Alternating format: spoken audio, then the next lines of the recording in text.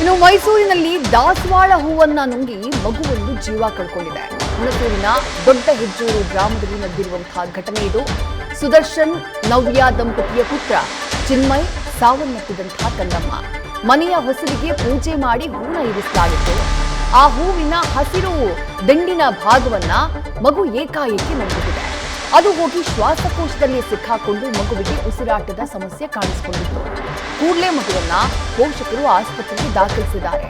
ಆದರೂ ಚಿಕಿತ್ಸೆ ಫಲಕಾರಿಯಾಗದೆ ಮೈಸೂರಿನ ಆಸ್ಪತ್ರೆಯಲ್ಲಿ ಮಗು ಜೀವವನ್ನ ಕಳ್ಕೊಂಡಿದೆ.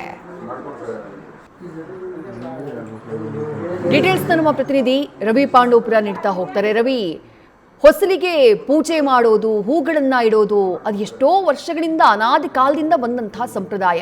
ಬಟ್ ಅಲ್ಲಿಟ್ಟಂತಹ ಹೂ ಮಗುವಿನ ಜೀವ ಹೋಗೋದಕ್ಕೆ ಕಾರಣ ಆಗುತ್ತೆ ಅಂತಂದ್ರೆ ನಿಜಕ್ಕೂ ಶಾಕಿಂಗ್, ಆಘಾತಕಾರಿ. ಘಟನೆಯ ಡೀಟೇಲ್ಸ್ನ ನೀಡಬಹುದಾ ರವಿ?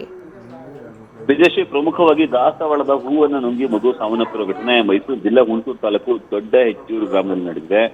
ಮನೆಯ ಹೊಸ್ತಿಲಲ್ಲಿ ಇಟ್ಟಿದ್ದ ದಾಸವಾಳದ ಹೂವನ್ನು ನುಂಗಿರುವಂತಹ 7 ತಿಂಗಳ ಮಗು ಮೃತಪಟ್ಟಿರುವುದು. ಸದ್ಯ ಶ್ವಾಸಕೋಶದಲ್ಲಿ ಹೂ ಸಿಲುಕಿ 7 ತಿಂಗಳ ಗಂಡು ಮಗು ಮೃತಪಟ್ಟಿದೆ. ಗ್ರಾಮದ ಸುದರ್ಶನ್ ಹಾಗೂ ನವ್ಯ ದಂಪತಿಯವರ ಪುತ್ರ ಈ 6 ತಿಂಗಳ ಚಿನ್ಮಯ್ ಗೌಡ.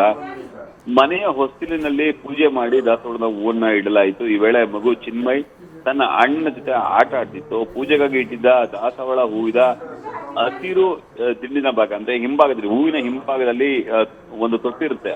ಆ ಒಂದು ಭಾಗವನ್ನ ಮಗು ಬಾಯಿಗೆ ಹಾಕೊಳ್ಳುವಂತ ಕೆಲಸಕ್ಕೆ ಮುಂದಾಗಿದೆ. ಇದನ್ನ ಮಗುವಿನ ಅಣ್ಣ ಗಮನಿಸಿದ್ದಾನೆ.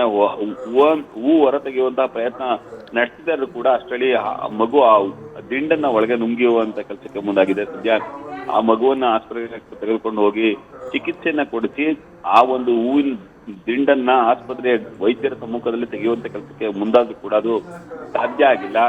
ತೀವ್ರವಾದ ಉಸಿರಾಟದ ಸಮಸ್ಯೆ ಕಾಣಿಸ್ಕೊಂಡಿದೆ. ನಂತರ ವೈದ್ಯರು ಎಲ್ಲಾ ಪ್ರಯತ್ನಗಳನ್ನ ಮಾಡಿದ್ರು ಕೂಡ ಮಗು ಹಸು ನೀಗುವಂತ ಕೆಲಸಕ್ಕೆ ಮುಂದಾಗಿದೆ. ನ್ಯೂಸ್ ಫಸ್ಟ್, ನಿರ್ಭೀತಿಯಿಂದ ನಿಮ್ಮ ಪರವಾಗಿ.